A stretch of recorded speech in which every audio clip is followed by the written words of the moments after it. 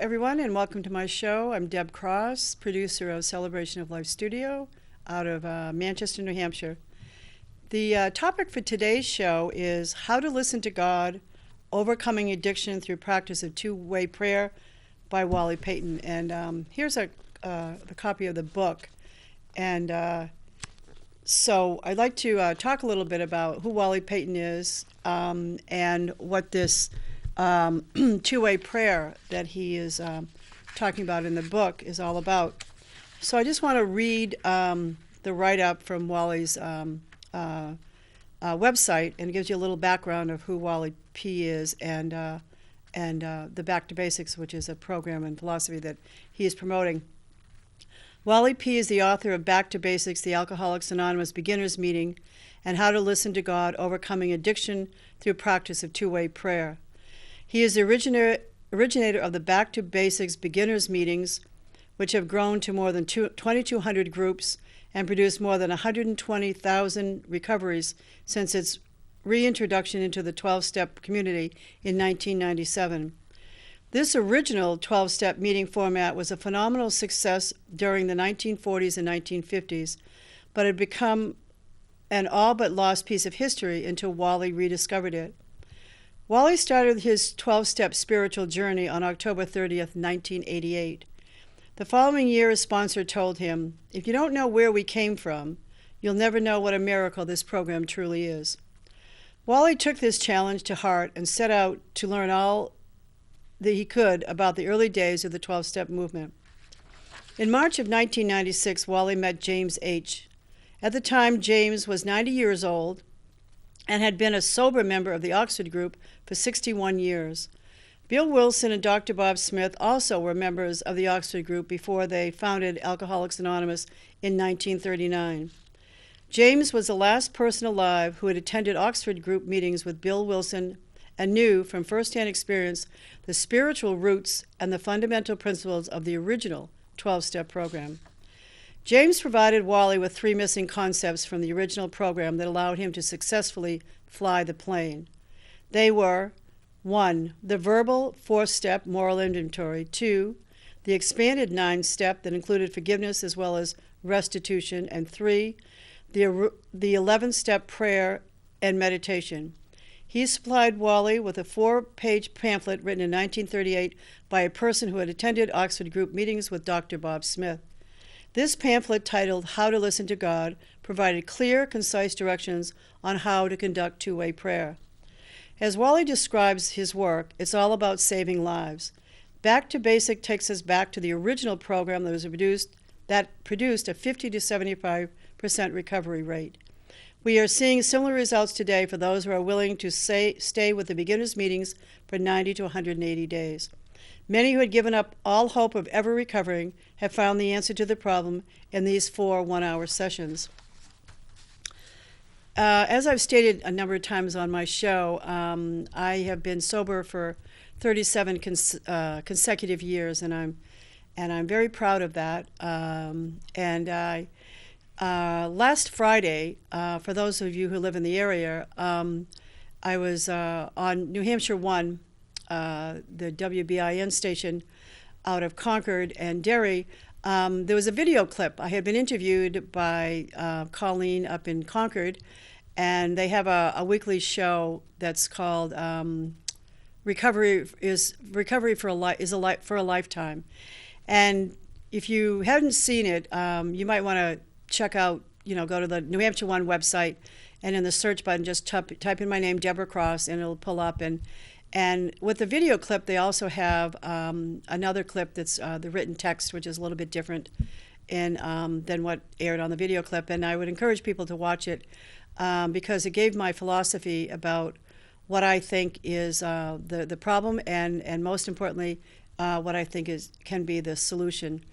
And I probably 2 or 3 years ago, I discovered this How to Listen to God book. And I was very impressed. I'm not really much of a reader, but if a book really touches my soul, like this book did, I couldn't put it down because I knew for me that as much as I'm a spiritual person, I knew there was something missing from my recovery program, AA, and also from my spiritual life. And like I said, I couldn't put this book down. And so I'm going to have John run a clip, and it's about 10 minutes long or so. And it's Wally P. being interviewed by this woman, Dr. Carol. And I tried to do some research, did a Google search, and I couldn't find the name, the full name of who this person was. But I'm going to have John roll the clip, and I'd like you to watch it, and then I'll come back and I'll make some comments. I know many people, and I'm sure many of our listeners have heard about the 12-step programs, and many people have found a lot of benefits there. But there have also been some that have found that maybe the way they've experienced the 12 steps hasn't been completely successful. What do you think are some of the things about the way the 12-step programs are usually practiced that, well, may not really be as helpful as they should be? Well, in the early days of the 12-step movement, the steps weren't an option. They were a necessity. This is what a newcomer did.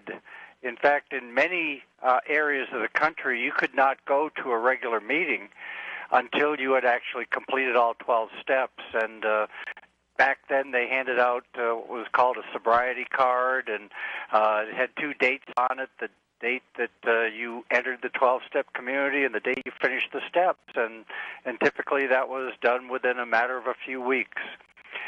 Today, we have 2 schools, and one is the Fellowship of Recovery, and the other is the Program of Recovery. And in terms of the fellowship, many people here don't drink and go to meetings, 90 meetings in 90 days, and things like that, which are actually contrary to what was actually practiced in the early days, which was, another one was meeting makers make it. Well, in the early days, it wasn't meeting makers who made it, it was step takers who make it. And that's what we're seeing, is that people that are getting reconnected with the steps, getting reconnected with the original program, are seeing the same success that they saw back in the 1940s and 1950s. And I've just been blessed to be a part of this movement. Well, talk about some of the parts of, or what's different about the back to basics approach to the 12 steps that you have found has made the difference for people. I don't think it's a question of difference. It's a question of reconnecting with what worked, what Bill W. and Dr. Bob and the pioneers put together as a very simple and straightforward approach to the steps. The big book was written with the assumption that the steps would be taken in a matter of a few hours, and that's the way it was practiced in the early days. Let me give you a quote from Bill W., co-founder of the first of the 12-step programs, and he made this statement in 1951, speaking from the podium in Hollywood, California. And this is a quote: "Don't make a project out of working the steps. Go through your day being the sort of person you'd like to be, trying to help someone else, and making sure you don't hurt anyone. And when you get to the end of your day, review the 12 steps, and you'll find that you have worked all of them." So the co-founder of the first of the 12-step programs was giving us the statement that we're to take all 12 steps each and every day. And I do that. I do a surrender each morning. I share with others throughout the day. I make amends quickly if I've harmed anyone. I forgive people who may have harmed me. And I, again, as part of my morning quiet time, I listen to the indwelling spirit, and I write guidance, and I follow it to the best of my ability during the day and review it at night, and try to help somebody else, at least one or two each and every day. When people would ask in the early days, what step are you on, the answer was all of them. I think that is a very, I think, wonderful approach. This becomes a way that you live every day. And as that quote that you read, not getting bogged down at any one particular point. Well, you mentioned something that I want to hopefully have you elaborate on a little bit, and that's, you mentioned surrender. I know that is a word that's regularly talked about. Another word is powerless in the first three steps. I know also that some people I have been aware of who are in 12-step programs or trying to overcome an addiction will say, oh, I'm just praying and asking God to take care of this for me. Talk about how relying on God or surrender to God and that thought, how do you connect that with the need to take action and do something on your part? How do you work all that out? Well, the surrender is essential, and that is really the heart and soul of the beginning of the journey, or the beginning of each day, is to acknowledge that we can't do this alone. This is a we program. We read the big book together, we take the steps together, and we recover together. So part of that we program includes the God of our understanding. Some people call it spirit or the indwelling spirit.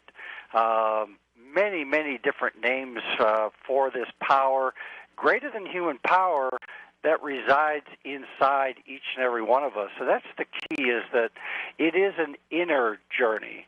It's a journey to determine which course to take each and every day by listening and receiving guidance, and we typically take action on guidance that passes the test of forgiveness and faith or love and unselfishness and honesty, and hopefully we don't take action on anything that we receive that has to do with resentment or fear or selfishness or dishonesty. So we have a test to separate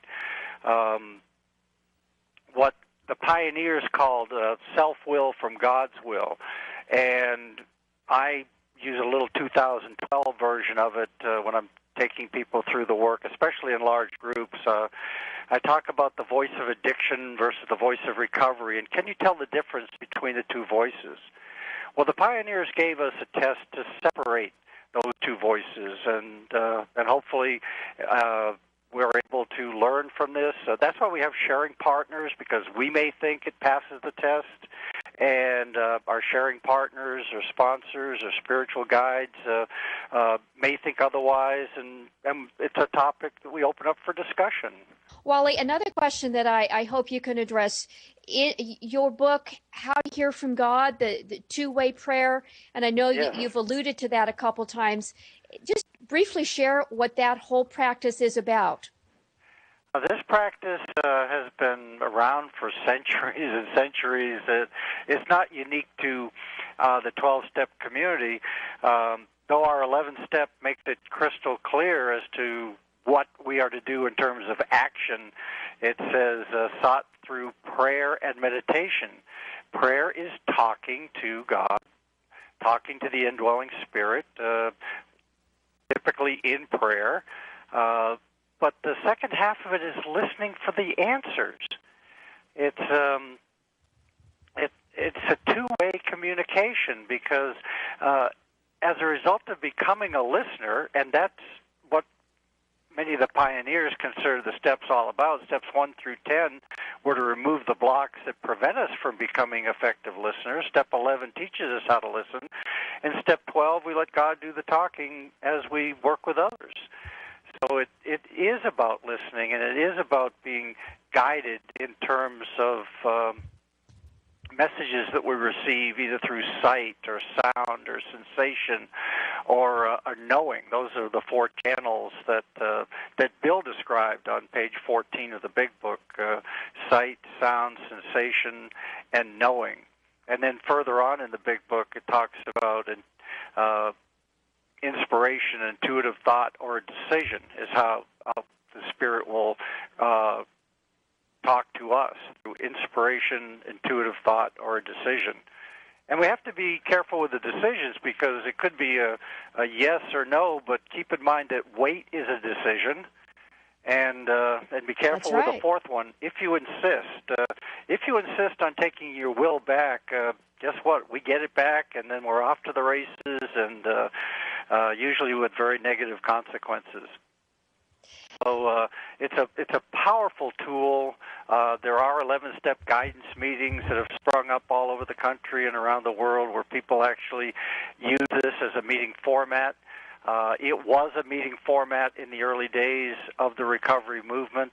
Started in Dr. Bob's living room in the summer of 1935. Bill and Bob both practiced it on a daily basis, and it again has become a lost piece of our history that's now being rediscovered and re-emphasized. Wally, I know many people. Welcome back. Wally certainly does have a powerful message, and it's clear to me that he's an incredibly spiritual man, and he really is epitomizes the, in AA they talk about walking the talk, and he really has integrated these 12 steps into his life, and he really lives totally by those 12 steps, and in my own way, I've tried to offer and pay it forward and give back to the recovery community. And as a photographer, I had a lot of photographs, and I know that, and I also had recorded a CD with a spiritual friend of mine, and so I decided to help people who don't necessarily have a hard time quieting their mind.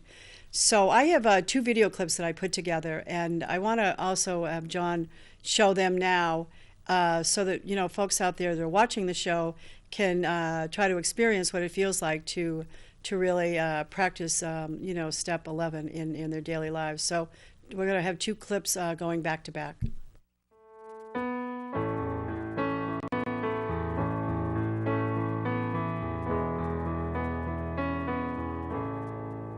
I keep falling in love with him over and over and over and over again.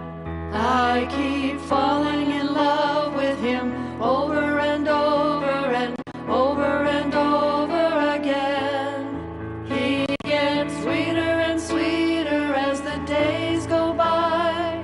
Oh, what a love between my Lord and I keep falling in love with him over and over and over and over again. I keep falling in love with him over and over and over and over again. I keep falling in love with him over and over and over and over again. He gets sweeter and sweeter as the days go by. Oh, what a love between my Lord and I keep falling in love with him over and over and over and over again. I keep falling in love with him over and over and over and over again. I keep falling in love with him over and over and over and over again. 'Cause he gets sweeter and sweeter as the days go by. Oh, what a love between my Lord and I keep falling in love with him over and over and over and